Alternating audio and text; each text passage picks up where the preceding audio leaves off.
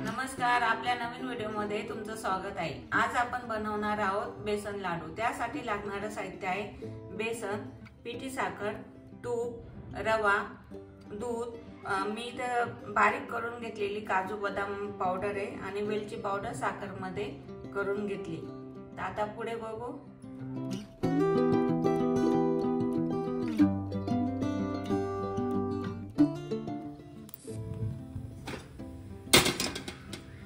आता इथे कढई ठेवू। आपण फक्त पहिले कोरडं बेसन भाजून घेऊ।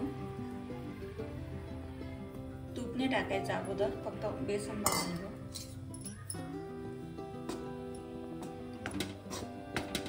हे बघा, इथे कोरडं बेसन भाजून झालंय। तर आता त्याच्यात तूप टाकू आपण। थोडं थोडंच टाकायचं, जसं लागलं तसं। मी विकतचं बेसन वापरलंय, त्यामुळे मी रवा वापरला। जर तुम्ही घरी पीठ तयार करणार असाल तर जाडसर दळून आणायचं। आता मी इथे रवा टाकून घेते, म्हणजे तोही भाजला जाईल।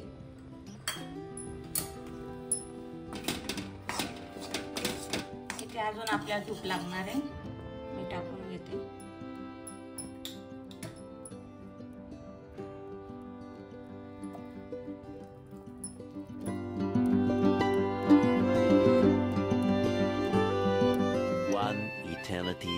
आता आपलं बेसन भाजलं गेलंय, आपण दूध टाकू, म्हणजे त्याच्यामुळे आपलं बेसन दाणेदार होईल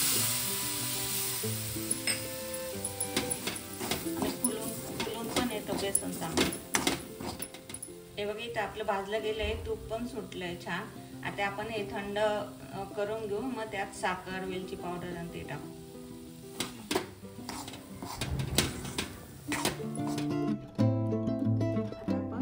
ताटात काढून घेऊ थंड होण्यासाठी।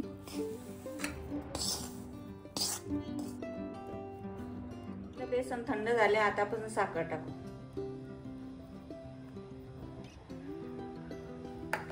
साखर, वेलची पावडर, काजू बदाम पूड, हे मिक्स करून घेऊ। आता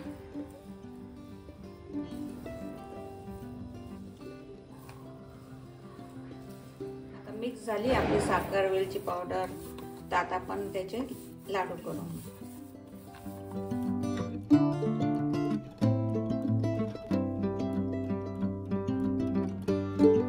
अशा प्रकारे आपले बेसन लाडू तयार आहे।